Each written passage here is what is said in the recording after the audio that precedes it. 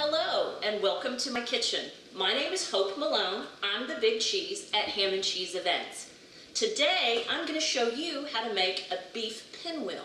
This is a great appetizer for a cocktail party or a small celebration.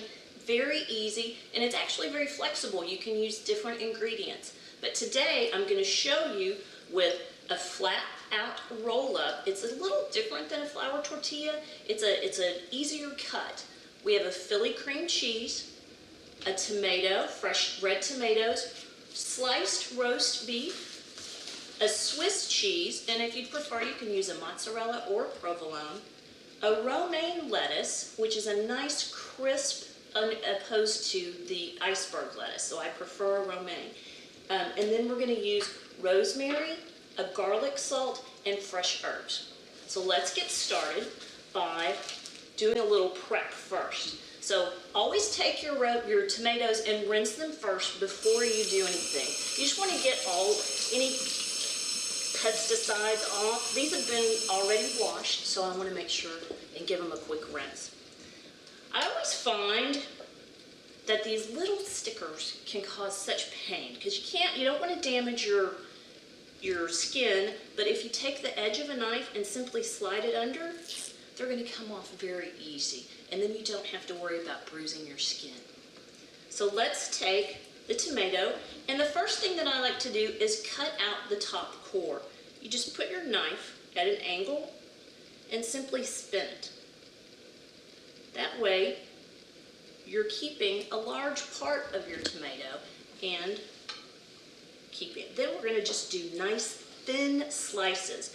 A medium-sized tomato, you should be able to get 6 slices out of it. If you like a lot of tomato in your roll-up, then you can make them a little thicker.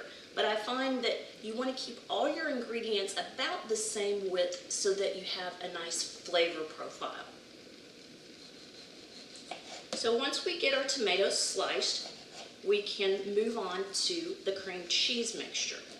Now within the cream cheese mixture, you want to let your cream cheese come to room temperature. The cream cheese I've had has been sitting out for about 30 minutes, so it's just nice and soft. And I've actually put half of a package in the bowl. I've added about a teaspoon of the garlic salt, a teaspoon of herbes de Provence. You can also use an Italian seasoning if you choose, and some rosemary.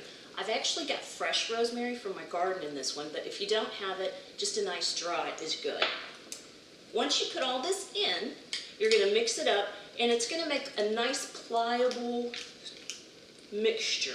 And we can set that aside because now we're ready.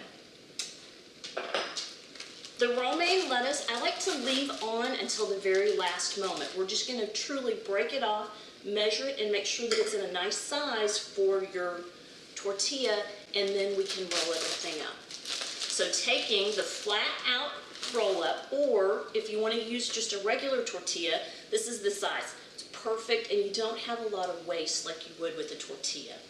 So we'll lay it flat.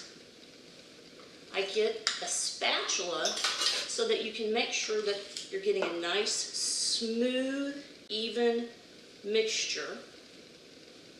Taking it all the way out to the edges on each side. Then we're going to place our roast beef. And I like to buy, when you go to the grocery store, they have different brands. And this is an Angus beef. Typically it's going to be a little more rare than some of the other store-bought. So I prefer this, and it makes just lovely. Cutting it very thin so that you can add multiple layers. Right now that's 2, so we're going to see if this works once we put everything else on. Next it's time for the romaine lettuce. I've already washed the romaine, and you just gently tear it flat on one end starting from the left to the right. Next step is going to be to place your tomatoes. Now of course if you don't like tomatoes or lettuce, you can change this and make it your own. I've made this with turkey and other ingredients. Then the last is the Swiss cheese. Again, 1 slice is just right. And we're now ready to roll. It makes a nice big roll up. If you're crunched for time, you can cut this right now and plate it. if you have a little bit of time, I recommend wrapping it in a saran wrap and just letting the flavors mesh together. Put it in the refrigerator for about 20 minutes, and then when you cut it, it'll be a little easier for you as the flavors and the cream cheese have all held together, so it makes for an easier cut. My name is Hope Malone. I'm the big cheese at Ham and Cheese Events, and today I've made a beef pinwheel for you.